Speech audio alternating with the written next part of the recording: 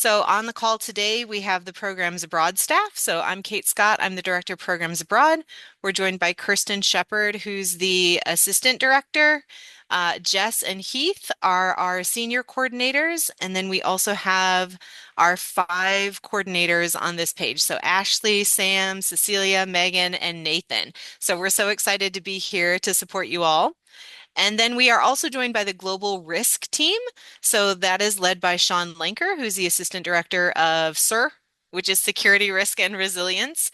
Ian Sinclair is the newest member. He started last week, so trial by fire for Ian. And then David, who helps with all of the international travel registries. So David's the one in the background that's keeping track of where you are at what time or what day. So he's super, super helpful. So that's the team who's on the call with us. And then also Katie Connor from our comms team who's running the Zoom. Thanks, Katie. Okay, real quick, we have just an overview of the agenda. So first we're going to talk about setting expectations. So as you know, you're traveling abroad as a University of Tennessee student. So what does that mean and what are our expectations and what can you expect, right? The second part, which mostly Sean will be going over, is really important information about safety and insurance information. This is going to be really useful if you get sick or you have an accident or you need help or you're homesick. It covers a myriad of things, and Sean's going to take us through that. The third part, which is part 2, is practical application and cultural exploration. So not only are you going to have an academic experience, you're also going to have a cultural experience. And so we're going to go through just a few scenarios to help you get thinking about what that might feel like. We're going to do a wrap up. We're going to talk about what happens when you come back. I think a lot of people think a lot about like before they go and through the experience, but they don't often think about, oh, what am I going to do when I come back? So we're going to touch on that real quick. If you absolutely must go after that, you're welcome to. But if you can stay, I would highly recommend that you stick around for our bonus material. Ashley is going to be going over some very cool information for you, some travel tips and takeaways. So stick around for that if you can. I am now going to hand it over to, oh, first, before we do that, I do want to note, hang on, let me change my slide. That studying abroad at University of Tennessee is noted as one of the high impact practices here, and it also satisfies the global pathway in the Student Success Program of Vol Edge. So listen to this message from university leadership about the importance and impact of studying abroad.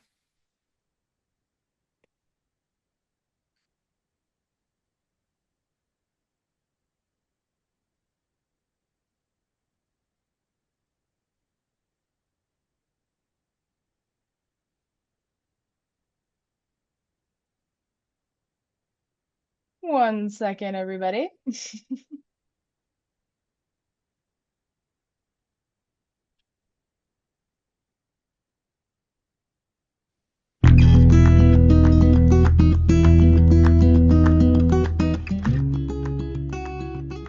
Greetings, Vols Abroad. I'm John Zomchik, Provost and Senior Vice Chancellor. And I'm Gretchen Neisler, Vice Provost for International Affairs.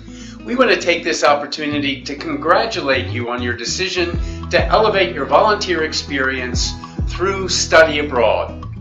Your dedication to global education and cultural exchange truly exemplifies the volunteer spirit.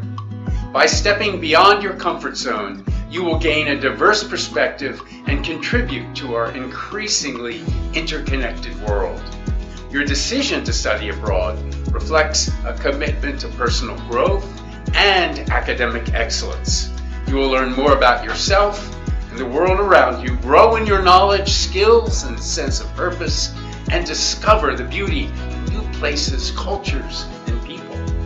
In a world of increasing global connectedness, there's a need for strong communication and interpersonal skills, adaptability, and leadership skills. By going abroad, you are moving beyond the classroom to develop the education competencies and real-world experiences that employers seek. And you will also have a chance to make a difference both abroad and back home. You will have a chance to share what it means to be a volunteer and further develop your own commitment to service and leadership. The volunteer spirit can profoundly impact the world, and the torch you carry will indeed light the way for others along your journey. And remember, you're not alone. The Programs Abroad office within the Center for Global Engagement is here to support you at every stage of your Vols Abroad experience, allowing you to confidently explore opportunities outside of your comfort zone. So, Vols Abroad, we wish you safe travels and Go Vols!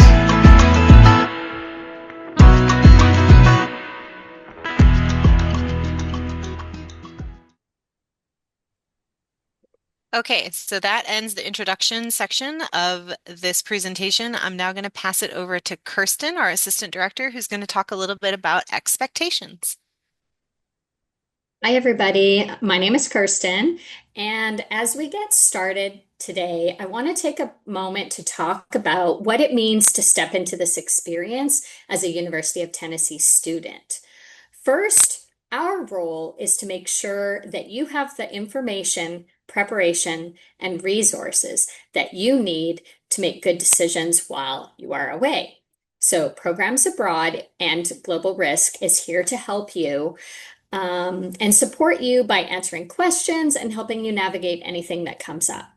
Your role is just as important. You are responsible for learning about the cultural norms and expectations in your host community and also staying aware of any issues or updates related to your destination. This helps you stay safe, respectful, and well prepared. While you're abroad, you represent both the United States and also the University of Tennessee. So how you carry yourself matters, not just for you, but also for students who come after you and for the partnerships we've built all over the world.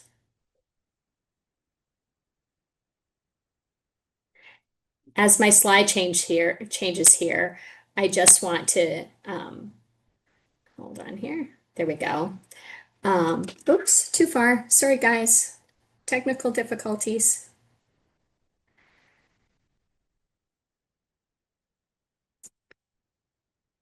Okay, so while this is an exciting experience for you, I want to make sure that you understand that while you're abroad, you are still expected to follow the Student Code of Conduct and the behavioral agreements that you've signed in your Vols Abroad portal. Violations of these expectations can have serious consequences, including being reported to the appropriate UTK authorities following the normal conduct and discipline process here at the University of Tennessee. And so some of those sanctions could potentially be going through the conduct process, having to leave your program early, even legal repercussions depending on the situation. Our goal here isn't to focus on the negative, but also to be clear about expectations so that you can make informed decisions, stay safe, and have a successful experience abroad. Okay, I'm going to turn things over to my colleague Cecilia now. Hi, my name is Cecilia Evans, and I will be speaking with you about academics abroad. So if you are in this session, I'm going to assume that you are either going on a UTK faculty-led program or an academic internship. If you are not, please make sure to attend our session on Wednesday for transfer credit programs, which includes those going on direct, exchange, and affiliate programs. So to clarify program type, a faculty-led program or an academic internship program essentially means that you are taking UT classes abroad. Therefore, it will affect your GPA, and for those on the Hope Scholarship, it will affect your eligibility if you drop or underperform in the course. So keep this in mind while abroad and make sure to speak with your academic and financial advisor before making important decisions. Some of you may have heard about the requests for transfer credit form. This only applies to those who are taking non-UT courses and therefore non-applicable to you. And moving on to the next slide. Okay. Oh, there we go. So it's very important that students enroll in the course that is degree applicable. So what does that mean? It means that you need to ensure that the course you're taking abroad will count towards your graduation. So make sure to meet with your academic advisor if you have not done so, and ensure that you enroll in the appropriate course on MyUTK as instructed by your faculty leader or academic advisor. And now I'm going to hand it off to my colleague Keith, who will talk about finances.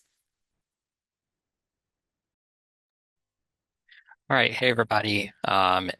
So yeah, we're going to talk just quickly about financial aid and scholarships. I know some of you have been asking questions about this already in the Q&A, so hopefully this will answer some questions that you have. First thing that we want to talk about is making sure that you are registered for everything in your MyUTK. So the first question that you need to ask yourself is, am I enrolled through MyUTK? That's how, and by enrolled, I mean your classes, right? So that's how UTK recognizes your registration and processes your billing and your aid. So make sure that you are enrolled in those courses.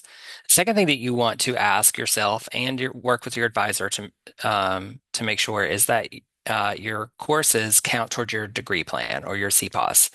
So if a class isn't counting toward the program, there could be aid that it impacts. So just confirm with your advisor, check with One Stop as well. Make sure that that everything is matching up. The third thing that you want to ask yourself is, are you taking at least 6 credit hours? So 6 credit hours is considered full-time in the summer. You're going to need 6 credit hours to receive many types of aid. So just make sure that you are at that minimum enrollment level of 6 hours. Again, make sure that you're working with your advisor and your one-stop representative to make sure all of those things are good to go. All right.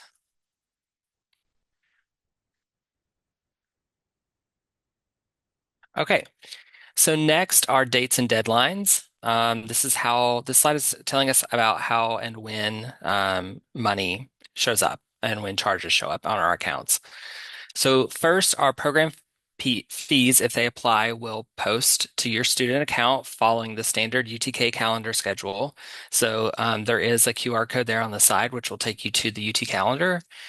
So whenever One Stop posts that to you, or normally would post that to your account, that's when it'll happen. So you'll see your programs abroad fees appear just like any other UTK charges. Second, if you have any excess financial aid, so meaning your aid covers, like what you receive in aid covers more than what you owe, refunds will be typically available about 2 to 3 weeks after the start of the UTK term. So make sure that big thing for this is that if you're planning to use any of that excess financial aid for certain expenses as you're studying abroad, just make sure that you budget in enough money to cover you until you do receive that refund. And then the last thing that you want to think of, just for the exact dates, again, like I said, scan that QR code for UTK's payment deadlines and the financial aid scholarship, the disbursement calendar. That information should be out there. If it's not out there right now, it should be out there soon. And that is a good question for One Stop as well. Your One Stop representative can help you with that. And then just some general tips about finances for while you're studying abroad. Number one, make sure that you know the exchange rate for currency, right? So we do recommend Globe Convert. It's a currency converter app that you can use to quickly check, currency conversions. We recommend this because it does work offline. So if you don't have service or, you're trying to save some money on data while you're abroad or you can't connect to Wi-Fi, whatever that looks like for you, this should be a good tool for you to have. The second thing is really important to make sure you know how you're going to access money while you're abroad, right? So make sure before you go, figure out where the nearest ATMs are to your housing. If you've got a classroom location, see if there's an ATM close to the classroom location, all those things. Make sure you also know if there's any withdrawal fees that you might incur. and whether or not you will need your passport to take out cash in that country. Okay. Another important thing about that goes along with that that's not listed here is make sure that you tell your bank that you will be traveling, so that they have that information on file. Because if you use your card in a different country and they don't know that, they could possibly stop your card and you won't have any money, and that's not good. So make sure you let them know. And then number three, make sure you're just budgeting for your specific city or the cities that you know you're going to be traveling to while you're abroad. Okay, so look up the costs by those locations. Make sure that you know how much it is roughly to eat there, to stay, and if you want to, if you're staying somewhere else, the cost of living basically is what you want to look for in that city or the cities that you'll be visiting. And make sure that you set yourself a weekly or monthly budget for the essentials that you'll need, as well as, right, we all want to buy souvenirs while we're abroad as well. So make sure that you budget in that souvenir and that fun spending budget as well. All right. And I am going to hand it over to Megan. Thanks so much, Heath. So passports are essential when traveling abroad, and here's some helpful information when it comes to navigating and using your passport. So we do want to ensure that our passport is signed and all information is correct before we upload it to our Vols Abroad portal. If it applies to you, we also want to make sure that the name on your passport matches the name on your visa. We also want to make sure we're locking our passport in our luggage or in another secure spot when we are not using it. Additionally, check passport validity requirements of your destination. You can find this information on travel.state.gov, and usually the average requirement is that your passport is valid at least 6 months past your program return date. Some of the things we want to make sure we're not doing with our passports, we want to make sure there aren't any marks in the passport that are not made by a government official. Any unofficial marks will invalidate your passport. However, your signature that we talked about earlier, this can be only in blue or black ink. We also do not want to carry our passport around town with you, but it's a good idea to have a picture of it on your phone. And then lastly, we do not want to leave our passport behind if you're going to be traveling during your free time on the program. So this is like checking into a hotel or going through customs again while you're traveling during free time. Finally, we want to make sure our passport is uploaded in your Vols Abroad portal. And then if you need to make a passport appointment, you can stop by the UTK Passport Services in the Student Union or email getpassport@utk.edu. Now I'm going to hand it over to Sean, who's going to talk about some health, safety, and insurance information. Great. Thanks so much, Megan. Appreciate it. So as as mentioned earlier, my name is Sean Lanker. I'm Assistant Director for Global Security, Risk, and Resilience here at University of Tennessee, Knoxville. So I work really closely with the Programs Abroad office and all the programs that you'll be going on to think through the risk side, but also we're here for emergency assistance, which we'll be talking about. So I'm going to be covering some really important information during our talk today. And generally, we'll talk about Crisis 24 and Chubb, what they are, what type of resources they will be for utilizing both before you travel abroad, but also when you are abroad. We'll talk more about like what I was just saying around emergency and incident response, risks, how to develop an emergency action plan, steps you should take before you travel abroad to help keep yourself safe and secure. We'll talk again. Kirsten already mentioned this slightly in terms of behavior, but alcohol and drug use in particular and how that relates to some of the incidents that we see on programs abroad. And we'll talk about physical and mental health abroad.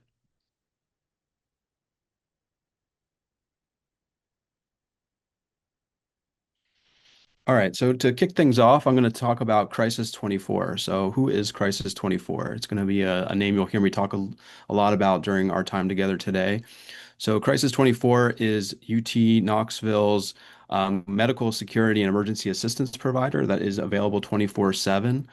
There is a hotline number. We'll talk more about emergency management, but feel free to go ahead and start putting that into your phone, something that you can access easily while you're abroad. Make sure you do note that it is an emergency number / you can reach out to them for some inquiries you might have before you travel as well. So It does, it will be one of your key resources for providing assistance if you need it while you're abroad in those big kind of bucket areas. We have medical incidents, we have security incidents. We'll talk more about what is a security incident.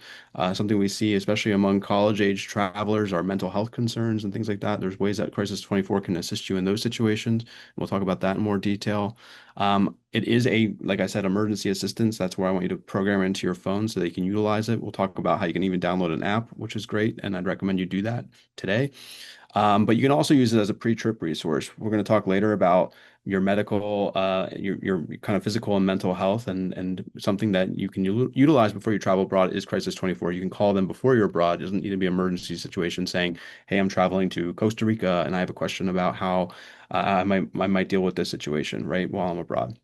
So it's a great pre-trip planning resource specifically about kind of medical security risks. So they can also help you, like I said, if you are abroad and you need assistance, right? So if you need help finding a medical center or a clinic or something of that nature, they can help get you to that location, right? Make sure you understand where to go.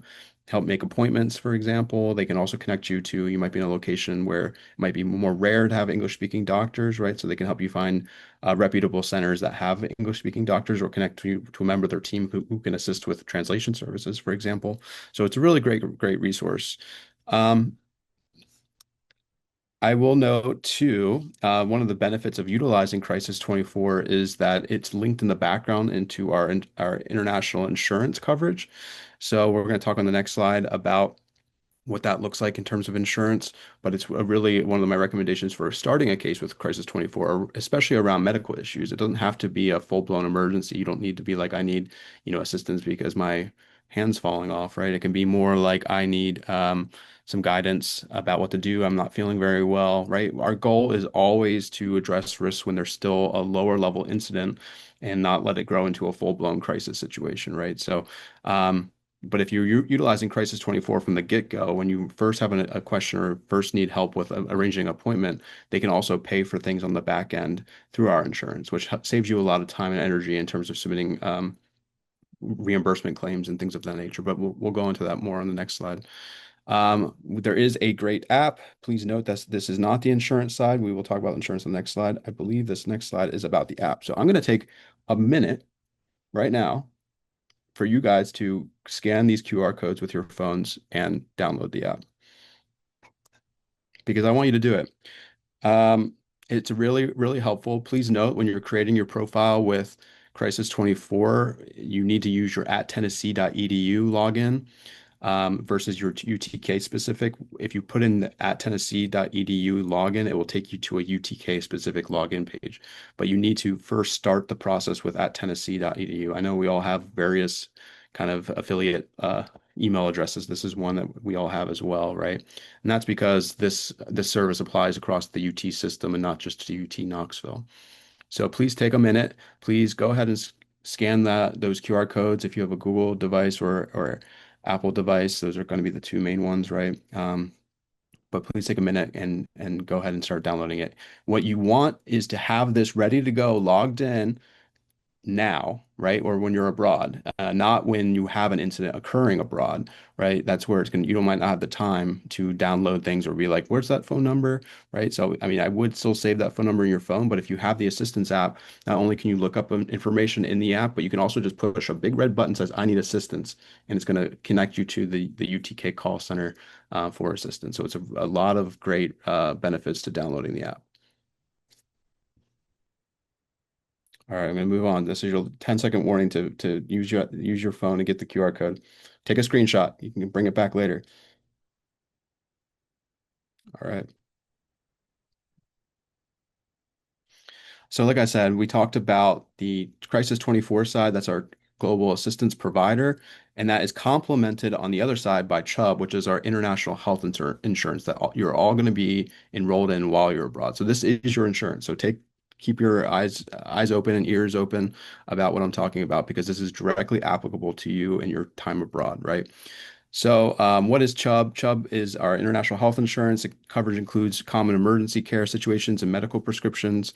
We will be sending this information to you in a nice packet in a few weeks before your departure. So, if you have questions about the details and things like that, just know that is on its way in the next few weeks, right? So, please keep an eye open for that as well. And I do recommend once you get that email, read through it, become familiar with what it covers, what it doesn't cover, right? I will note that this is really kind of tailored to emergency medical and security, like evacuation benefits, right? It's not so much for routine maintenance or care, right? So it's not for something like a physical, or routine dental care. Every year I say this, every year we have students that try to go get a dental cleaning.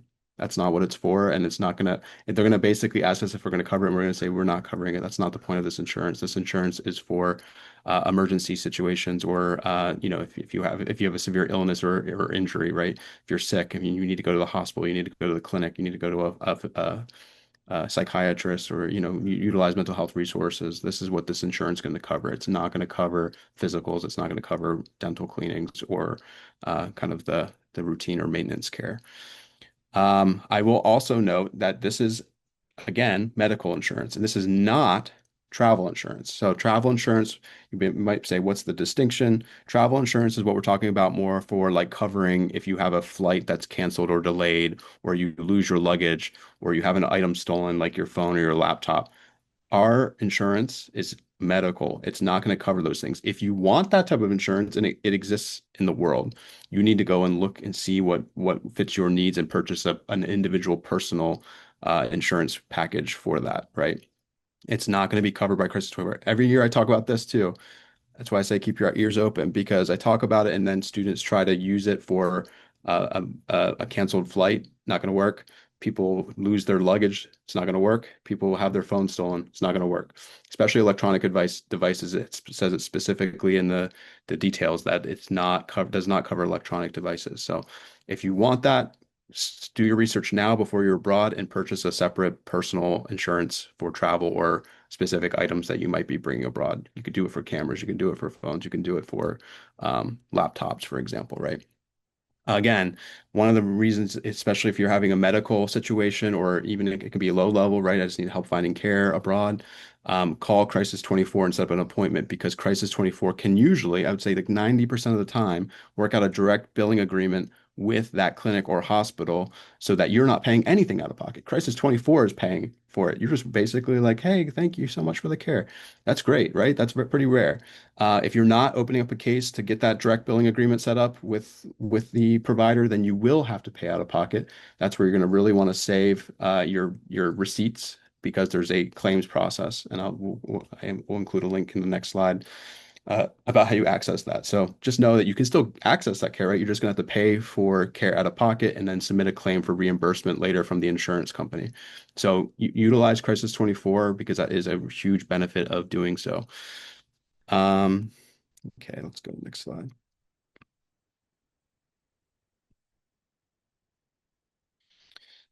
I'm going to take another minute. So this is where I said you can access to the information about how to reimbursement claims. As I said, you will get sent a packet of information that includes insurance brochure, but you can go ahead and take a sneak peek now if you want. It always lives on our website.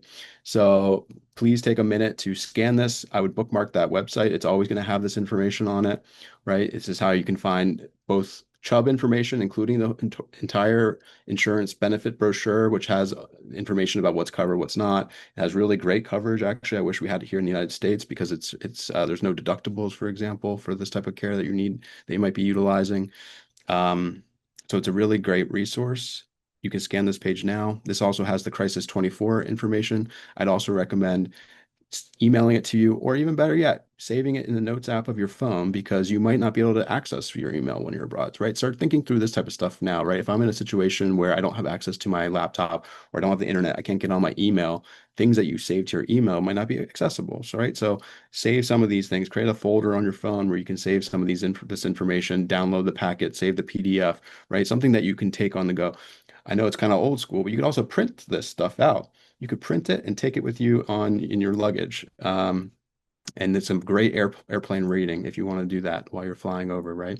But you can so print these things somewhere, have it, because I know we're throwing a lot of information out at you today.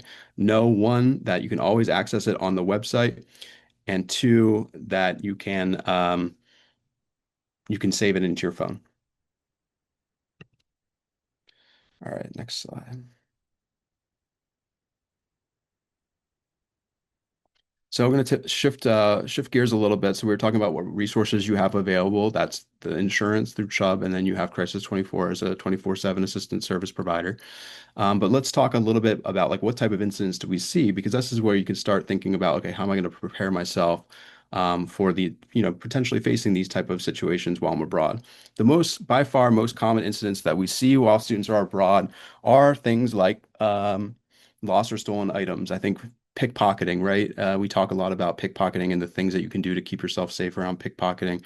That's because that's probably one of the biggest events we see. Students have their phone stolen or a backpack stolen or their computer stolen. That can be there are especially when you're out in public, when you're at cafes or when you're in public transportation, there's common things that you can do to keep those things safe, including like, hey, keep your backpack between your legs in front of you, right? Don't put it up on overhead. Someone's gonna be able to get in there and you're not going to even realize they're doing it. Same with like when you're out in public transportation or in busy tourist areas, right?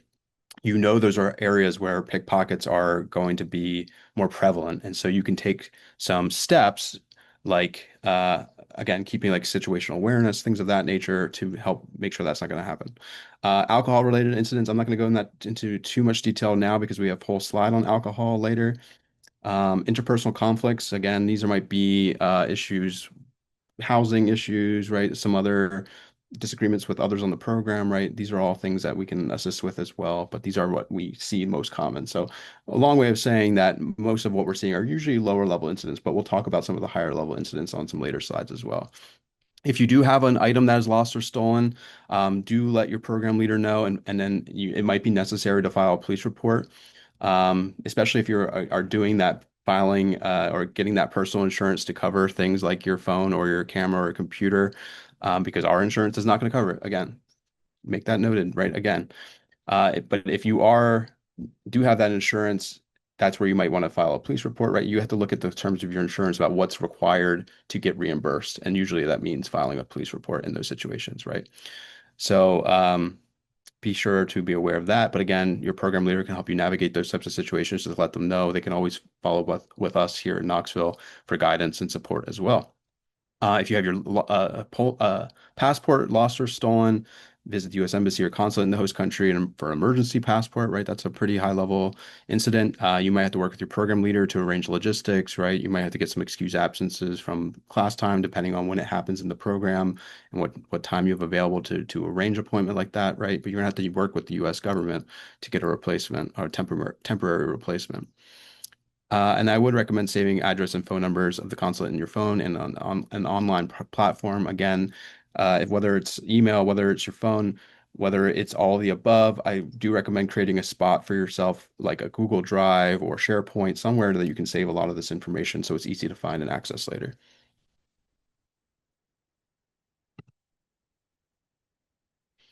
So like I said, most of the incidents we're dealing with are usually lower level, like pickpocketing, right? But there is a chance here in the United States, there's a chance of this in Knoxville. There's a chance of if you're visiting New York or DC or big cities, right?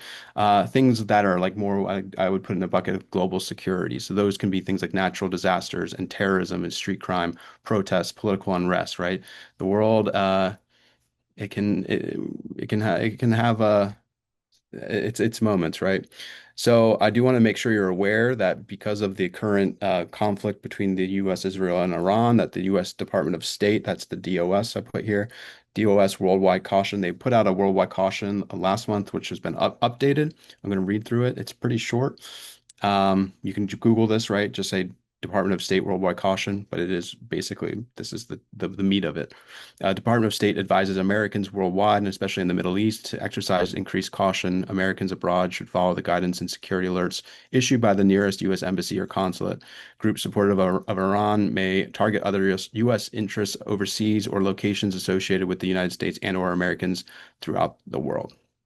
So again, it's really is, they are calling out specifically the Middle East and that region, but it does have, repercussions for the rest of the world, including, again, in the United States. So it's just an underlines, just a need to take precautions, be aware, especially when you're out in public, right? Exercising um, uh, increased vigilance, right, when you're out in public. Other things that you can do around these types of issues, follow reputable local news and media outlets. I would not get my information, especially about breaking events, from like social media. Can be helpful, but it's not the be all end all, right? You have to take it with a grain of salt, and you can see something on social media, but confirm it into a reputable news source if you see something that's a quickly moving situation.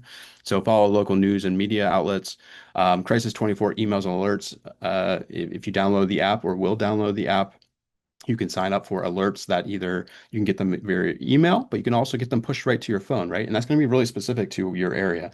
You're going to give them information about where you're at, and they might say, hey, do you have a protest developing in downtown Lisbon if you're in Portugal, right? If you're in, so it's a really, really helpful resource. Please do download that Crisis 24 app, because you can use it to call out, but you can also get information incoming, especially in a quickly moving, developing situation like a terrorist attack or something of that nature.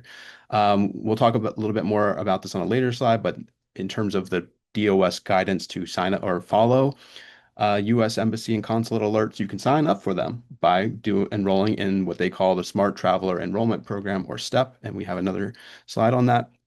And then any guidance from local authorities, right? This is what your program leaders, this is what program providers on the ground are going to help you do too, right? Is getting a lot of information and help you understand what you need to do in that situation. It might be something like shelter in place. Okay, then shelter in place. Avoid demonstrations. Avoid all demonstrations while you're abroad, right?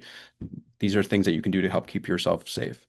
I really recommend researching your study abroad location and local culture before you travel to better understand cultural issues and norms, including those related to gender, sexual orientation, and ethnic identity. There are hundreds of you in this room right now, right? And so I can't go into specific details for each of you at this moment, but you know yourself, right? I always say it's a good thought exercise to start thinking through, what am I bringing with me when I'm traveling abroad? And that includes things related to your identity or race or gender or, everything, right? Because similar to the United States, everyone's navigating the world in a slightly different way depending on those factors. So start thinking through, what are those core aspects of myself, and how might I, what challenges might I encounter while I'm abroad, and what steps am I going to do to help keep myself safe when I'm abroad? Other areas to research. This is the time, right? You're not abroad yet. This gives you time and energy, and you can do your research. You can follow up with questions to our team, Programs Abroad, if you have specific questions related to yourself or to your location. But things that you can research: appropriate dress, communication styles, conceptions of personal space. We take, especially if you've never left the United States. Some of you may have never left Tennessee before, right? We are in our own kind of cultural bubble here. And so it's the way we do things is not always the way we do things. People are doing things abroad. That's part of the beauty of traveling, right? Or studying abroad, is that it's going to introduce you to new ways of thinking and new ways of being.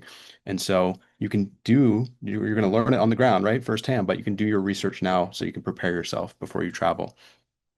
Ask questions during your in-country orientation session. I think that's such a great advice I can give you, right? Is that you're going to, each of you when you're abroad, one of your first days, you're going to have your in-country orientation session where you're going to talk a lot more specifically about your location.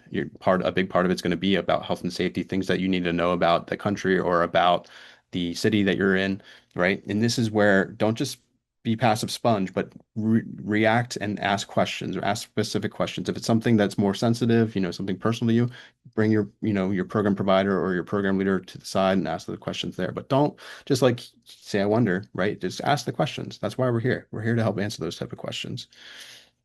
Do try to keep your cell phone charged if there was a situation abroad, like a terrorist attack or something like this, where we have protocols where we're going to basically try to check in with you, right? And that includes your team on the ground. But it's more challenging if it's a weekend, right? Or if the group's not all together, in which case our team might be checking in. So if there is a situation happening in your host location, know that someone is probably trying to check in with you, and that's where we might, monitor your phone, monitor your email. Basically just please do try to let us know that you're doing okay if something does happen, because again, we'll be trying to check out. If we're really desperate to hear from you, we're not hearing from you, again, we'll be trying to call you. We're trying to do a lot of things. We've had to in the past try to follow up on social media or other ways. We just want to make sure you're okay. You don't need assistance, right? So please do just monitor that if something's going on in your location. I would recommend taking a power bank and note the USB port type for your phone. That's always a really helpful resource, but please be aware, right? Do your research again, because certain power banks are not good to fly with either. So make sure you are doing that research. Otherwise, it might just get taken by the TSA.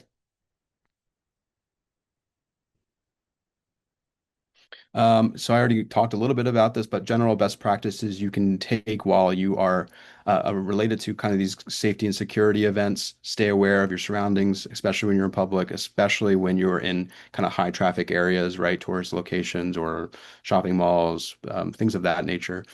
Try to maintain a low profile and try to fit in. That kind of hits to the other point about refrain from wearing flashy clothes and jewelry. Consider how your attire may be perceived by the local community. I always, always, always recommend using the buddy system if you are out, outside of class time or outside of the program time. You're all going to have downtime, like on the nights and weekends and things of that nature, right? Where you might have a lot more free time. You want to use the buddy system in these situations, and the buddy system doesn't just mean two people; it could be three or more, right? Um, but it's just going to be better if you guys can travel together and navigate the city or host culture and host country together. Avoid unsafe areas. There might be a difference between day and night, similar to Knoxville, right? The parts of Knoxville that are totally fine during the day have a different character at nighttime, right? I don't expect you to know that because you probably have never been to these locations before, but that's an excellent example of a question that you can ask during your program specific pre-departure orientation session or in your in-country orientation session. Ask like, hey, are there things that I should be aware of at night when we're traveling around on our free time, right? So please do ask. A lot of these program leaders and or in-country support staff have really location specific knowledge. A lot of them might live in those locations, right? So they can give you really great advice. Make sure you watch your valuables. Again, we talked about that, especially on things like public transportation. Same, I think we get kind of spoiled, right? If you might be at the library and you leave your laptop on a desk to go to use the restroom, don't do that in a public cafe. I wouldn't do that in the public cafe in Knoxville either, right? It's just it's inviting someone to be like, oh, there's a free laptop for me to take. Thank you. So please be watching out for that type of stuff too. And then listen to your gut. I think the gut, it's there for a reason. It doesn't mean it's always right, but it's sending off little signals that you should listen to sometimes, right? And partially you can say, is my gut telling me something that's true or something that's false, but it's listen to it. It's like your Spider-Man spidey sense a little bit. So listen to your gut. I want to touch on travel and world events updates. So we are monitoring world events that may impact travel, including those that take place here in the United States, right? We do have a full web page for the most up-to-date information. So that includes like immigration updates here in the United States, right? Or travel considerations, especially if you're an international student, right? Coming back to the United States. If you are an international student, right? You want to make sure you are checking in with International Student and Scholar Services here at UTK before you travel abroad, right? Because they are going to make sure you've done everything you need to do from a visa and immigration standpoint for traveling outside of the country. So please do make sure you do that before you travel abroad. This is the time. Again, make those appointments now. Reach out now. They own immigration updates pages, so if things are changing in the United States, again, something good to bookmark and monitor because it can be a very, very helpful resource. I know this is a complicated area, and I know that this is, again, 500 plus of you in this room. So please reach out to me if you have specific questions, and I can help you try to navigate those questions. And that's my email. You can reach out to me about any of the stuff we're talking about today. Take a screenshot, save it into your email client right now.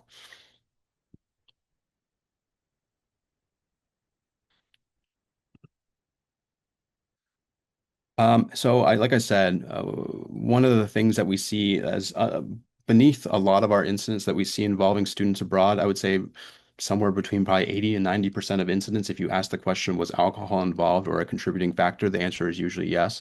And I know there's a lot of reasons for that. A lot of you might be traveling to locations where you might not be of age to drink in the United States, but it's legal to drink in that host country. And some of you maybe have not had a lot of experience drinking, and so you might go a little bit overboard. But please note that this is where it's a very, very common factor in terms of incidents we see. We see this is when the type of advice that we're giving you about like using the buddy system and things, they fall apart because your brain's not processing, hey, this is what I need to do to stay safe in the same way when you're under the influence of a lot of alcohol. That's where we get students. Again, when I talk about students being pickpocketed or something like that, we also have students that might get robbed, right? They're walking home alone at night at 2 o'clock in the morning from a bar to their home, and they get stopped in the street and held at, with a weapon, right? And that's a really scary situation. We want you to avoid that. We don't want you to be put in that situation. So there are things that you can do to keep yourself safe. And one of them is drinking. Don't drink or drink in moderation, right? It vastly increases the chance of putting yourself and others in situations where you might become seriously injured or even killed. Underlined. Nobody, I feel like I'm going to stay on it because people don't listen to this point, but it is the common factor and it can result in situations that could get you into serious injury or even killed. So please do take it seriously. If drinking, please consume alcohol in moderation. If drinking, please again use the buddy system, right, to help you. You're less vulnerable when you have a group than if you're by yourself walking down back streets in the middle of the night, right? Do not consume alcohol in excess. Think about the risk factors of being in an unfamiliar place under the influence, right? It's already, you might be in an unfamiliar city, you don't know how to navigate, and then you're going to add this on top of it as a factor that's going to cause more problems for yourself, right? So please take it seriously.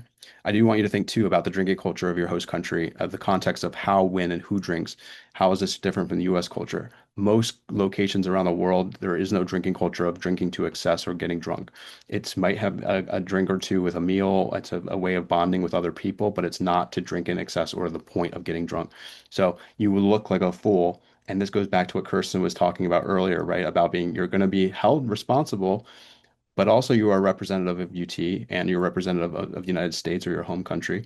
You're representative of your program. So think about all of those factors as well. And you are going to be held to the local laws of the host country, right? So if it is still 21, you're not allowed to drink there if you're not 21, right? So please be aware of that thing as well. And then just think about what is the impact of excessive drinking behavior has on the host community, others on the program, and yourself. Again, if it's not going to be an excuse if you are drinking a lot and something happens, you cause an issue that like a disciplinary issue or something like that, right? You're still going to be responsible. You're still held to the UT code of conduct while you're abroad. So please understand that. In terms of drugs, don't do it, right? Just do not purchase or use illegal drugs.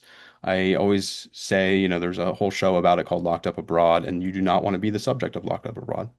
If you think the US can have some kind of antiquated drug laws, well, if you've not looked at it in your host country, they might have some really antiquated, quote unquote, antiquated drug laws, right? Like this could be, we're talking years in prison for even low level things that we might consider lower level drugs, right? In terms of the drug spectrum. So please make sure you do research, but also just don't do it. Don't put yourself in that situation where you might face those types of repercussions while you're abroad. Just don't do it. Enforcement of drug laws may be up to the discretion of the officer, even in the more lax locations, right? And same with going through customs and things like that. You don't want to put yourself in those type of situations. As again, similar to alcohol, being under the influence of drugs and or alcohol is no excuse for violating UT policies or standards and or local laws. Students are ultimately responsible for their own behavior, any misconduct and or legal implications that stem from the consumption of drugs or alcohol. Please note, when I talk about when we can assist you in emergency situations, something that we really cannot do much about is legal situations. If you get yourself into a legal situation, there's not much we can do. There's not much the U.S. Department of State can do beyond offering some resources, right? You're going to have to navigate a lot of that on your own. So again, just don't put yourself in that situation. I'm going to pass this over to my colleague Jess to walk you through a kind of thought experiment.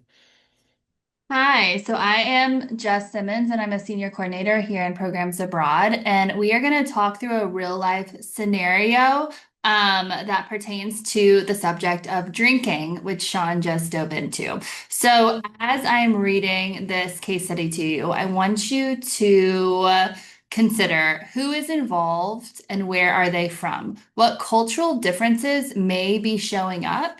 And then I want you to reflect and think, what would I do in this situation? So during a break from classes, Sophia, an American sophomore studying abroad in Costa Rica, sits down for lunch with a group that included a few American students she met in class. Her classmates invited two locals to show them around for a good place to eat. At the restaurant, the locals buy a bottle of Guero, a local liquor common to enjoy with meals. It's a Costa Rican tradition, one of them says. This is new to Sophia, but she accepts the glass. The group has a great time, but then the locals order another bottle. Sophia glances around, unsure if she should accept the second glass. Don't worry, it's perfectly normal here, the local reassures her. So, again, I want you to consider who is involved and where are they from. And then I would like you to share how comfortable would you be in this situation? So go ahead and share how comfortable would you be in this situation if you were Sophia? One being not comfortable at all to five being very comfortable.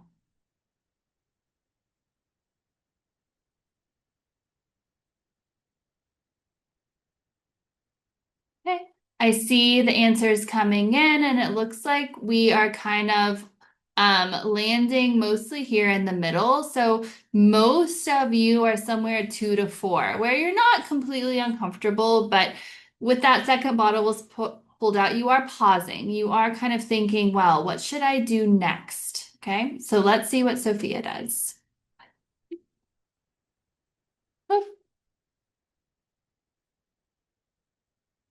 Now, I want you to consider, is this a cultural difference, a safety concern, or both? Based on everything you've learned from Sean, is this a cultural difference, a safety concern, or perhaps both?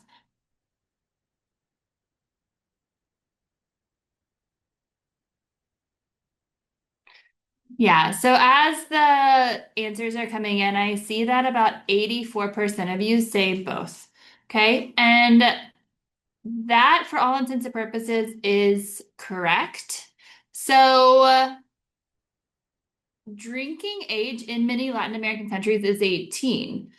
Alcohol is woven into social bonding and not uncommon during meals, including lunch. So, lunch is typically the largest meal of the day. This goes back to that research that we are asking you to do. So, we can share a lot of sort of rhetorical questions for you to ask yourself. We can tell you what to look for, but it is up to you to do the research for where you're going. Work with your faculty leader, they know the location very well, and make sure that you are understanding the culture that you are stepping into. This situation Sophia is in is also a safety concern. Okay, every student has a different tolerance to alcohol, and drinking in the middle of the day can affect academic performance. In addition, she is drinking with strangers. She may or may not be utilizing the buddy system. She's at lunch and she wasn't expecting drinks. So it is also a safety concern. And we are all vulnerable in new surroundings. So what safety measures could she have taken? Well, it's important to know your own personal boundaries, and it's always okay to decline. Please don't ever feel pressured, even if it is culturally the norm, to do something outside of your comfort zone. Okay, make sure that you share your location with trusted peers so someone at all times knows where you are. And then also be in constant communication with other people on your study abroad program, including your faculty leader. Ultimately, they are responsible for you, and so you cannot really over communicate with the faculty leader. So I'm going to pass it back to Sean to continue on with our safety demonstration. Thank you, Jess.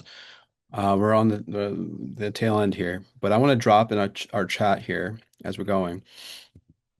Please, again, this is a list of, I know we're sharing a lot of resources, so we put them all together in one spot for you. And so please bookmark, save, send to yourself. This includes a lot of what we're talking about, right? The link to Crisis 24, resources for assistance. That's that webpage we shared with you. How to enroll in STEP, which we'll be talking about. How to access some of those website pages from International Student and Scholar Services. Uh, some of the emergency information that we're going to talk about. So please do save this, right? So you don't have to worry about like, oh, I don't know. It's all over the place. Okay, so we're going to talk about physical and mental health. So it's important to take care of both your physical and mental health while you're abroad. This goes back to when we were talking about like your identity, right? You know best what you are bringing with you while you're on this program. So please be sure to develop a plan about how you will handle any physical or mental health challenges that you know you have before you travel. Before you travel. Again, we want to address things now. Think through plans. How am I going to support myself while I'm abroad? What do I need access to while I'm abroad? Have those conversations now so that things are ready to go, right? It's similar to what we were talking about, like keeping incidents from growing into emergencies. How about we prevent incidents in the first place? And that means having a plan, thinking through what am I bringing to this program, to this location, to this host community. If you have a pre-existing medical condition, talk to your doctor before you travel about how you'll make sure you're getting adequate care while you're abroad, especially if it's a medical situation or a condition that requires, ongoing care or something like this. It might be more complicated. Those are the type of things that you need to like reach out to us now. We can have a conversation. We can help you develop a plan for a really complicated medical scenario. So please reach out. If you have a therapist or counselor, talk to them before travel about how you will continue to care for yourself while you're abroad and what you will do if you need help, right? Some of you might be accessing therapy or a counselor through the medical center here on campus. Well, they cannot, unfortunately, provide medical care abroad outside of the state of Tennessee. So you will have to think through, and you can do it with them, right? Spend your next sessions talking about like, hey, I'm about to go abroad. I'm a little bit nervous. How am I going to make sure like I'm keeping in place the things I need to do to keep myself healthy. What do I do if I have a situation or a flare up while I'm abroad? Talk through with those medical providers now. That's why you need to think about it now and not when you have a situation, right? Um, be sure to disclose any physical or mental health issues that may impact you in your medical self-disclosure form found in your Vols Broad portal. So, many of you have probably already completed that. Again, take a second to look through it. We can't help what we don't know about, right? So please do make sure you are utilizing that form and letting us know about any physical or mental health issues that may impact you and what you do in those situations so that we can again support you in those situations. Again, reach out to PAO before you travel. If you have any specific concerns you want to discuss, again, I've given you my contact information as well. Happy to drop it in the chat after this. Actually, it's on that resource page. I just scrolled down to double check and it is. There it is, Sean Lenker. So please feel free to reach out to me. I know this is, again, a very big room full of a lot of people, so you're not going to want to ask really specific questions, but you can reach out to me and we can help you navigate different situations as well. If you do find yourself struggling with your mental health or things like culture shock or homesickness, feel free to reach out. We want to make sure, like, again, keep it at the incident level. We don't want it to grow into a full-blown crisis. You are not alone. We can connect you with helpful resources even when you're abroad.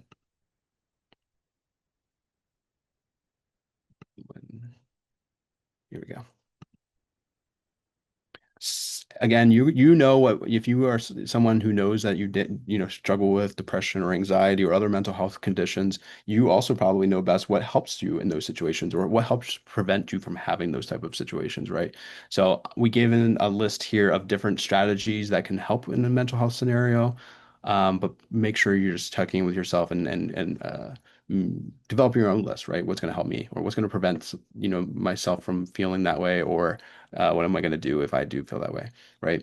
Please note that one of the benefits of Crisis 24, one of the reasons we want you to have the phone number, one of the reasons we want you to have the app is that you have access to 6 free telehealth mental health sessions offered through Crisis 24 while you're abroad. So if that's something you would like to take advantage of, take advantage of it, right? There's no like, you want to use them, you can use them. We're not going to police that. So, but other things that you can do, deep breathing exercises, limit time spent on social media. I think that's a big one, right? That's that. I think for a lot of us, it can drive into a spiral, right? And reinforces negative aspects of life, and so while it can be a positive, it can also be a spiral inducer. So limit your time on social media. Do not compare your experience to others, even your friends abroad. That's one of the ways that you can quickly, I think, go from having a pretty good experience to like a negative experience when you start comparing yourselves to others. So just don't do it in life. That's life advice for free on bonus material here. Mindfulness and meditation, set boundaries. Do not compare your experience to those around you. Stay in touch with loved ones. Take breaks when feeling overwhelmed. Continue hobbies that you loved in the United States. Keep a journal. Again, think about what helps you and then tweak this list. Medications and immunizations. Consider the legality of any kind of medication you might be bringing into the host country, right? If you're not sure, I don't expect you to be an expert on some of the immigration laws in your host country. Well, you can reach out to Crisis 24 before you travel to ask them specifically about a medication that you're going to try to bring in country if there's any concerns about bringing that into the host country. There's a infamous kind of example of like Adderall in Japan, right? That's a type of stimulant they do not allow in Japan, and so it would be probably taken at the border. So again, you can think about this stuff now, think about what medications you might be taking, and then reach out to Crisis 24 if you have any questions about potential restrictions and or cultural perceptions of the medication or health condition. I do always recommend that you get a detailed description of your medication from the doctor who prescribed the medication. Again, you have time before you travel now to do these type of things, set up an appointment, say, hey, I want a note from you, doctor, to show why I need this information. What is the purpose of the medication? Is it on a signed piece of letterhead from the doctor's office? Always pack it in your carry-on and carry an adequate supply if and when legal to do so. If you're not sure, if you need to bring a lot of medication into a host country, that might be a conversation to have with Crisis 24 if there's any concerns about bringing a lot more in because of a certain medical condition where they might not see that very often. They might be having questions about why are you bringing 200, right? Or whatever it might look like for you. The extent of the supply may depend on the doctor's guidance and local laws. So again, this is something to navigate now if you have concerns about it. So reach out. Crisis 24 can help you obtain more medication in your host country if it's legal and available. So be sure to check before you travel. So again, if you needed help finding Adderall in Japan, they're not going to really be able to help you because it's just not available. So again, think about it specifically to you and what you're bringing and to the locations you'll be going to. Make a copy of your prescription and save online for easy access if needed. I always recommend taking a paper copy if possible as well. Keep those things in your carry-on bag, not in checked luggage. We've had situations where a student put their required medications, not optional medications, but required medications into a checked luggage. And of course, the airline lost the luggage. So you want to bring really essential things like your medication in your carry-on bag, right? And make sure you are not just like taking them out and putting them into a pill carrier or something like that. You want to bring those things in their original bottles, what has the prescription on it and things like that.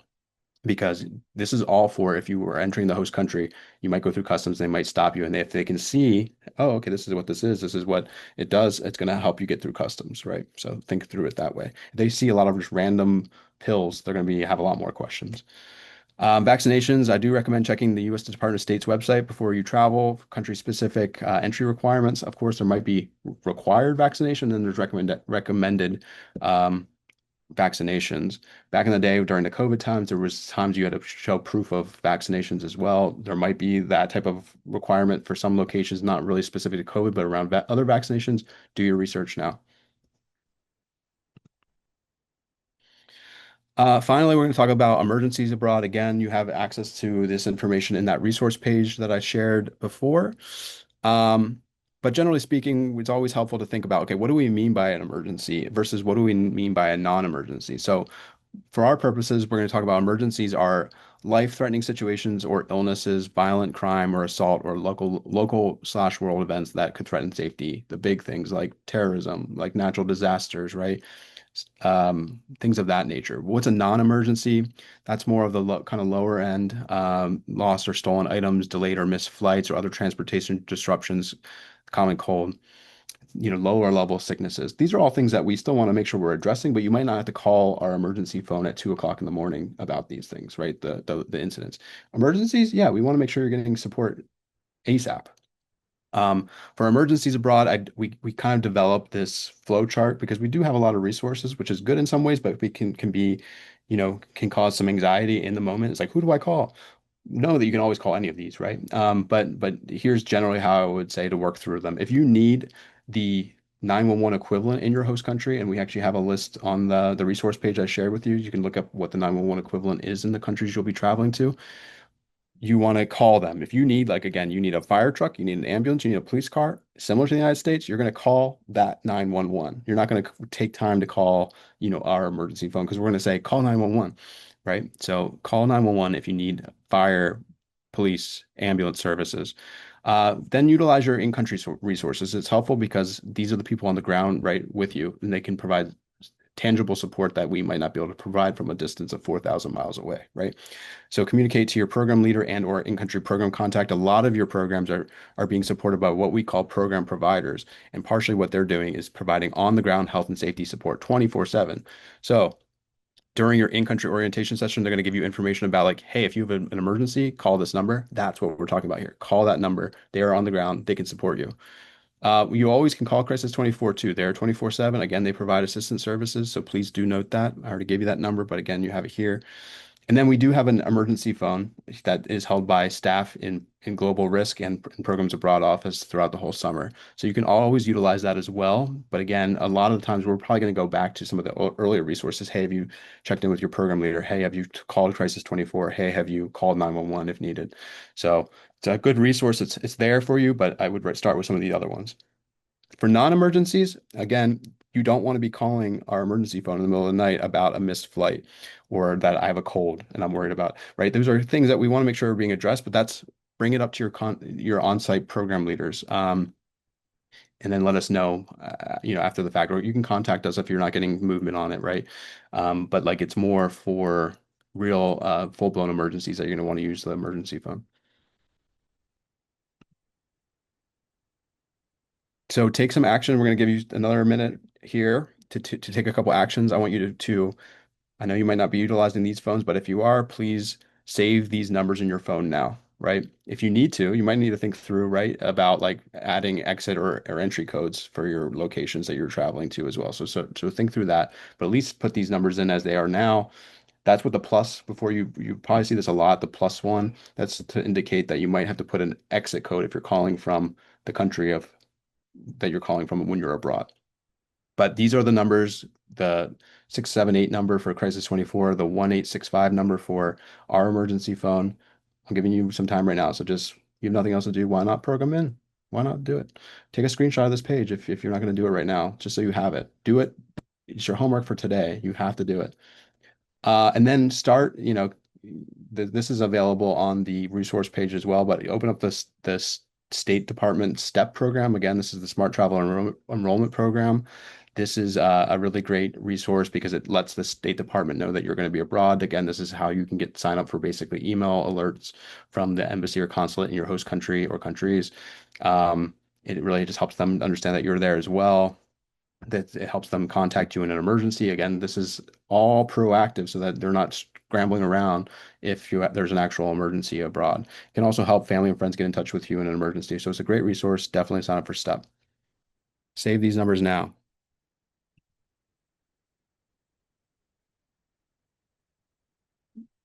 Bare minimum, take a screenshot, but even better, save them directly into your phone right now.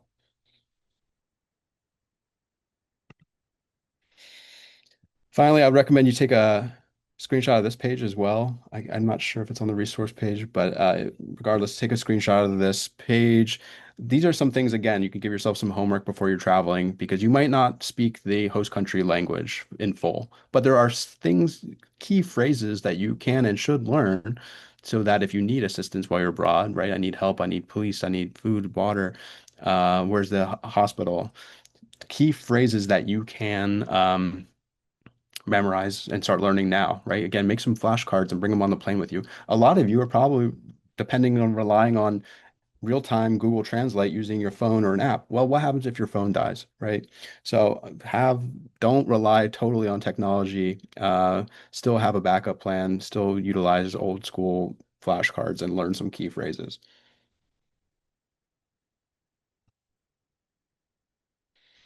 Finally, this is also included on the resource page, but go ahead and scan this QR code too. Again, I know we're giving you a lot of information. A lot of this is contained in what we call the Study Abroad 101 guide. That QR code is going to take you directly to that page or to that guide so you can see it. This is a screenshot here on the right of the different kind of subject matter areas that are included in the guide, including the things we're talking about here, right? Health abroad, safety abroad, emergencies abroad, various resources. There's a lot of resources, so it's a one spot. Again, utilize this guide, but also utilize that web page that I sent earlier, the guide page or the resource page that even includes a link to this guide, right? So if anything, save a copy or bookmark the resource page that I sent in the chat.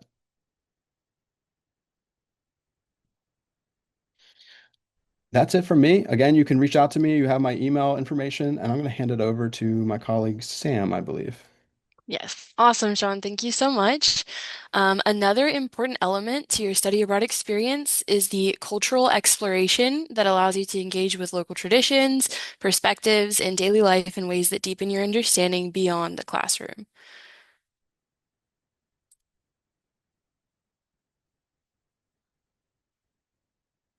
Perfect. When we think about culture, most of us focus on what's visible: food, landmarks, language, traditions. These are important, and they're often the first thing you'll notice when you arrive abroad, the tip of the iceberg.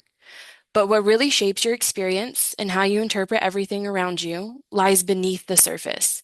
This is where there is an opportunity in study abroad that is different from just being a tourist. The bottom of the iceberg includes the deeper cultural elements, beliefs about hierarchy and respect, ideas about identity, expectations around time, communication styles, and even how silence is used in conversation. You may not immediately recognize these differences, but they will show up in everyday interactions: how people respond to you, how classes are structured, how decisions are made, or how comfortable situations feel. That's where meaning making comes in. As you encounter moments that feel confusing, frustrating, or just different, I encourage you to pause and ask, what might be influencing this behavior that I can't see? The key takeaway here is that much of culture operates outside of your conscious awareness. The things you don't immediately see are often shaping what you do see. If you can stay curious, reflect before reacting, and be open to multiple interpretations, you'll not only navigate your experience more successfully, you'll also gain a much deeper understanding of both the host country or host culture and your own. Jess is going to walk us through a couple of case studies to get you guys thinking about this. Thanks, Sam. So we are going to put some of our new learning into practice with a couple of case studies. And so you're going to see these icons as we go through the case studies. If you see a question mark, I'm asking you to reflect. I want you to think about what you've learned and how you can apply your thinking to a real world scenario. If you see the icon that looks like a computer, I am asking you to interact with a poll. And then the light bulb is context and resolution. So we will hopefully gain some new knowledge through this exercise.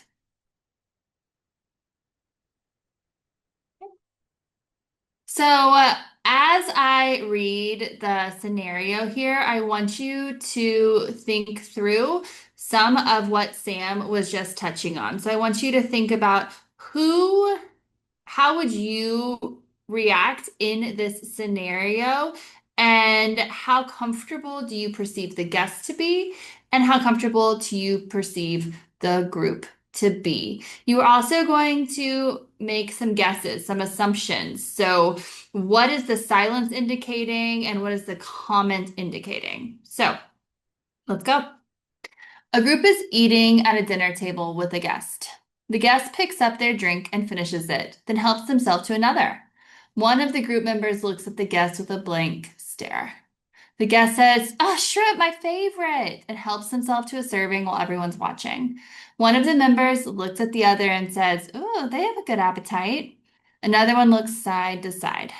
The guest drops a piece of shrimp on their shirt, and at one point they pick up a piece of food with their fingers. Later, a member comes out with another dish and says, "This dish is not salty enough. No flavor. It's bad to eat." They smile as they hand the dish to the guest. The guest smiles and takes a bite of the dish. After a few seconds of chewing, the guest says, "You know, all this needs a little bit of this," and picks up a condiment and pours it onto the dish. The table is silent.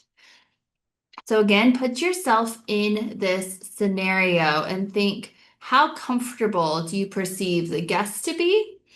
And how comfortable do you perceive the group to be? So go ahead and answer.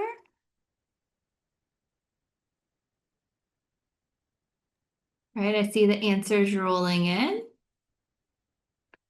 Give you another 30 seconds.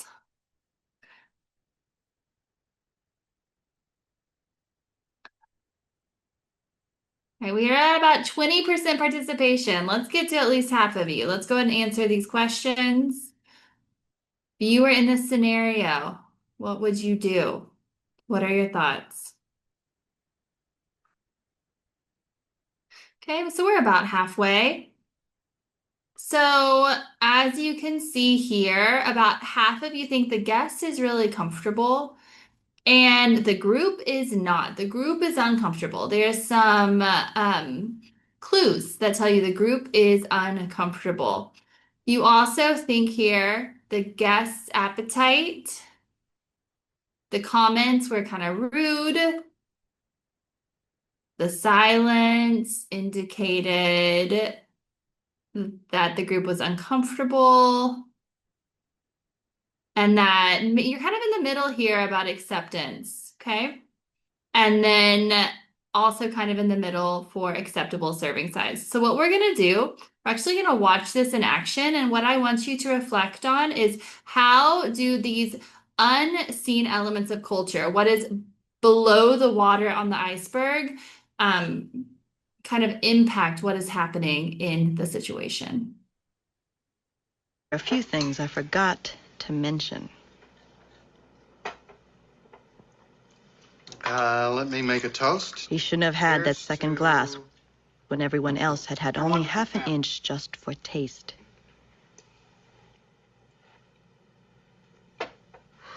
Shrimp. My favorite. He should have taken only a small spoonful of the best dish until everyone had had a helping. He has good appetite. He shouldn't have bragged he was a fast learner. But the worst was when Rich criticized my mother's cooking, and he didn't even know what he had done. As is the Chinese cook's custom, my mother always insults her own cooking, but only with the dishes she serves with special pride. This dish not salty enough. No flavor. It's too bad to eat. But please.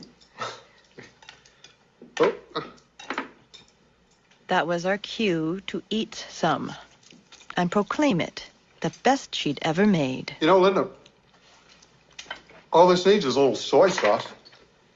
All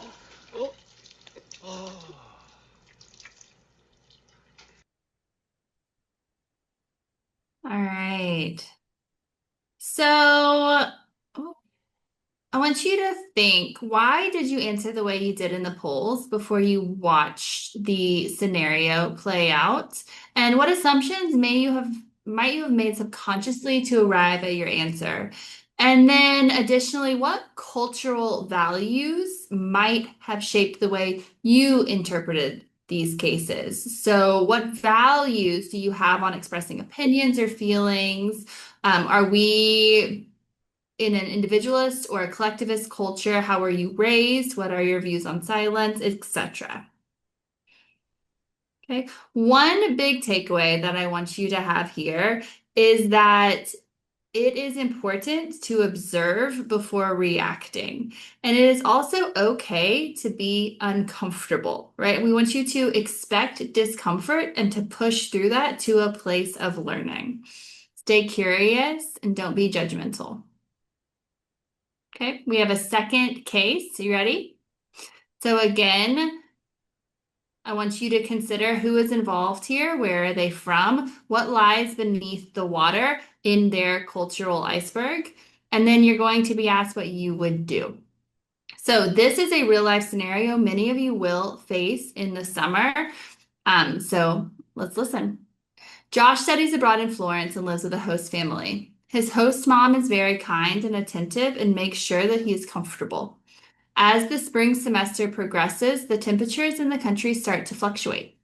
At one point, the temperature reaches 80 degrees. Josh felt very uncomfortable in his host family's apartment, as it felt as hot inside as it was outside. So, what would you do if you were Josh? Okay, would you open a window? Would you turn on the AC? Would you use a fan? Would you grab an ice pack?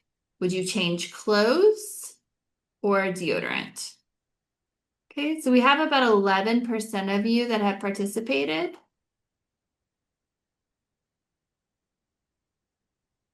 Go ahead and share results. So a few of you said turn on the AC. Most of you said you'd open a window or maybe use a fan to become more comfortable. Let's see what Josh does. All right. So the host mom sees Josh's discomfort and opens a window to allow ventilation. At night, Josh was still uncomfortable. So I see that there may be something going on with the polls. Let's try again here. Okay, so is this a cultural difference, a safety concern, or both?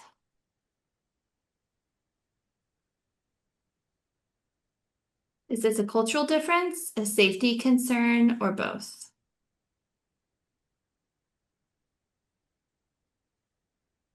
All right, there we go. We have about 70% of you participated. Now, I'm not sure what happened with the last poll. I'm sorry about that, guys. But I see most of you are catching it is a cultural difference. It also could be a safety concern. Okay, so let's see this play out. Okay. Josh noticed, remember, he's still uncomfortable. It's hot, okay? He noticed that there's a temperature controller on the host family's wall. He didn't think anything of it and lowered the temperature to 68 degrees, just like he would at home. The following day, his host mother was very upset. So I want you to think back to what Sam shared earlier. Think about the cultural iceberg. Think about where Josh is. What do you think upset the host mom about Josh's decision to lower the temperature to 68 degrees? Well, there's a lot at play here, okay? So he's in Europe. Europeans prefer and are adapted to natural ventilation. They're also highly energy and environmentally cautious. Part of that is because of the cost of energy prices. He's in someone else's home. Then there's an added layer here. There's a different perception in Europe of air conditioning and the health impacts of air conditioning on the body. However, those few of you that said it was a safety concern, you're not wrong. Like I mentioned earlier, it is both. So a student's body may not be used to warmer temperatures. Some of us are on medications that being warm is actually quite dangerous for our bodies. And potentially, Josh could be losing sleep, which could impact his productivity and his grades. Ultimately, he is on a study abroad experience with the faculty, and he wants to be his best self. So it is important to kind of weigh what is uncomfortable and what is really dangerous here. What could Josh do differently? How could he have handled this scenario differently? Again, many of you are going to be in similar situations, and it's important to pause and really think about the scenario you're in before jumping into action. Okay, I'm going to pass it back to Sam to close out our cultural difference versus safety section. Awesome. Thank you so much, Jess. Thanks for sharing those case studies with us. I hope we're all thinking about the distinction between cultural difference and safety. As you embark on your journey, remember to stay curious, open-minded, and ready to learn. Recognize and advocate for yourself if you feel unsafe, but acknowledge that study abroad is bound to push the limits of your comfort zone. Rely on your new network of friends, on-site support, and the locals as you explore for a deeper understanding of the culture you will be immersed in. Lastly, as Sean mentioned, listen to your gut and use the resources that are available to you.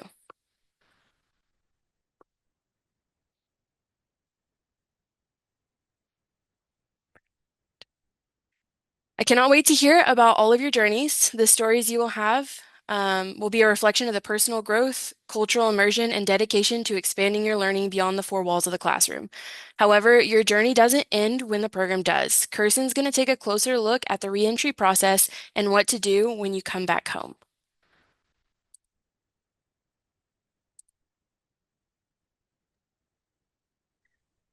Okay, I'm jumping right to when we come back. So reentry is an important part of your study abroad experience, and actually it starts even before you leave. So while much of your focus will be on preparing to go abroad, it's just as important to think now about how you're going to return. Coming home can bring some unexpected challenges, like reverse culture shock. Returning from a short-term period abroad can feel like a disorienting mix of excitement and also loss, missing the experience you just had. You're glad to be home, but also familiar routines can seem strangely unfamiliar as you readjust and try and integrate what you experienced abroad into your day-to-day life. But it's also an opportunity to reflect on what you've learned and how you've grown. Thinking ahead about how you'll apply your experience to your academics, to your career goals, and to your daily life will help you make the most of your time abroad long after the program ends. Setting goals on the front end helps you make sure that you'll achieve them.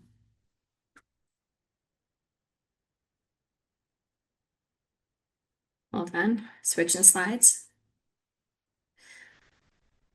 Okay. This slide highlights a great resource to you while you are abroad through the Judith Anderson Herbert Writing Center. So you may not know, but while you're abroad, you can access online writing support for any assignments. There are flexible appointments that work across time zones. Just as importantly, that support continues when you return home. Re-entry is a key part of your experience, and the Writing Center can help you reflect on and articulate what you've learned, whether that's for resumes or interviews or other professional writing. So if you're thinking about how to translate your experience into something meaningful for your academic or career goals, this can be a really valuable resource to take advantage of. Now, your time abroad isn't just something meaningful that happens in the moment. It can also play a key role in shaping your career path. And so you have a unique opportunity to build specific skills and competencies during this experience that are harder to build here on campus. So I'm going to play this short video to introduce you to ways you can translate your global experience into skills and stories that resonate with employers. Hi, Balls. My name is Stephanie Kitt, and I'm the director at the Center for Career Development and Academic Exploration. Congratulations on your decision to study abroad. I know it's going to be an amazing experience.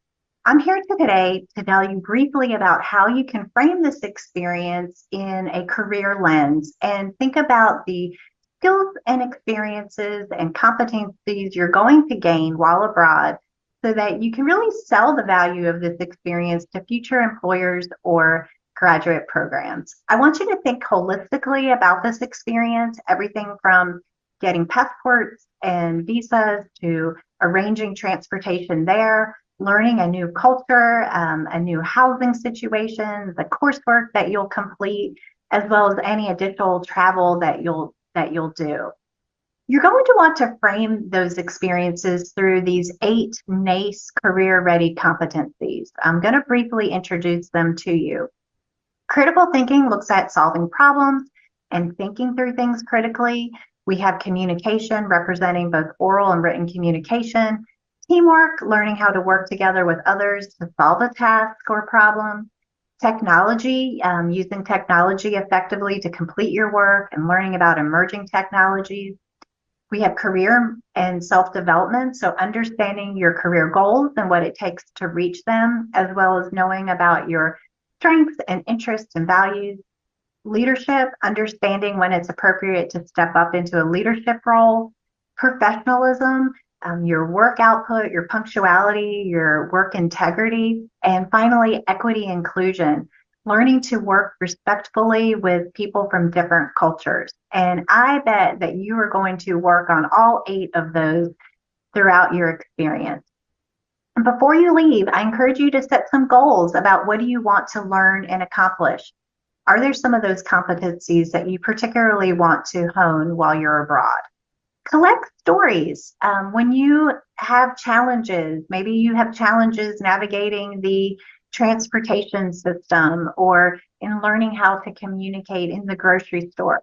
Think about how you can turn that into an interview story in the future, because we really want you to learn how to articulate this experience both on your resume and in interviews, as well as letting it help build your professional brand on resources like LinkedIn. When you return to Tennessee, you will have a re-entry workshop, and we will go into much more depth with this career lens and help you learn how to write up the experience on your resume. You can always have career coaching appointments. That's even something you can do virtually while abroad. And we're going to help you learn how to talk about the experience in interviews, help you really refine your LinkedIn profile and get you a great looking headshot. If you want to do any of this work while you're away, you can get started at career.utk.edu. But for now, I hope your trip is amazing, and we look forward to working with you when you return. Go Vols. Okay, so in how this translates to you, before you go, I want you to think about how you might talk about your experience and what you want to gain from it. So start kind of wrapping your head around this language and these skills and competencies before you go. It takes a little bit of practice. As you saw in the video, being able to clearly talk about your experience abroad is the key to turning it into something meaningful for your career. So I want you to also think about the Vol Edge program, because that is one of the tools the University of Tennessee has to assist with this. If you haven't heard about Vol Edge, it is a career readiness and student success initiative that is designed to help you connect your academic experiences, like study abroad, to real world skills and to your future careers. It's a great tool to help you identify, reflect on, and start articulating the skills that you're gaining. So the skills like communication, adaptability, and problem solving that she mentioned in the video, both while you're abroad and then when you return. It can also help you connect those skills and experiences directly to your future career. So I just dropped a link to the Vol Edge program in the chat if you want to take advantage of that. This is a simple way to make sure that your time abroad isn't just impactful, but also something that you can confidently communicate to future employers or graduate programs. Okay, I'm going to turn things back over to Kate to wrap things up. All right, thank you all for sticking in there with us. Next steps. So there's a couple things that we'd like you to do. One is to complete your assessment in your Vols Abroad portal. So make sure that you log back in there and complete your assessment. That's how we know that you've attended today and that you're going to do that. As Sean mentioned earlier, download that Crisis 24 app. If you didn't do it yet, it'll be in that resource page that he shared with you. And we'll also send you instructions on that in the email when we email out the recording from this.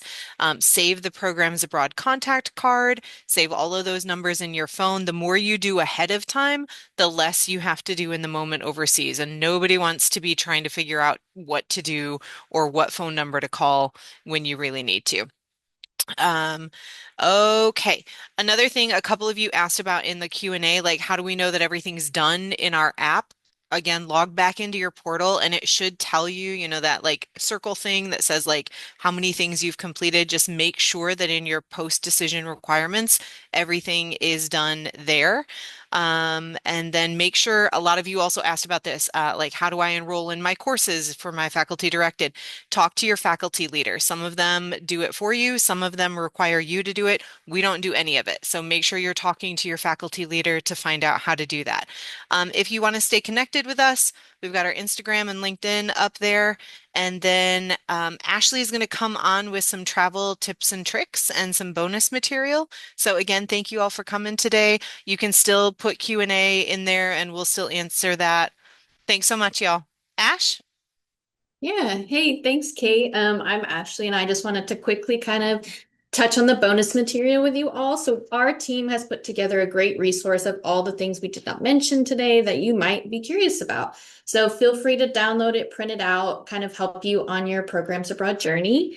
So on this, we have some like travel documents in preparation, like arrival and logistics, health, safety, finances, program expectations and conduct, and then some like personal reflection and readiness while you're abroad. But yeah, so that's kind of all the information that I have for you. And as the team said, if you have any additional questions, feel free to put them in the Q&A chat and we'd be more than happy to answer them. Thanks, everyone.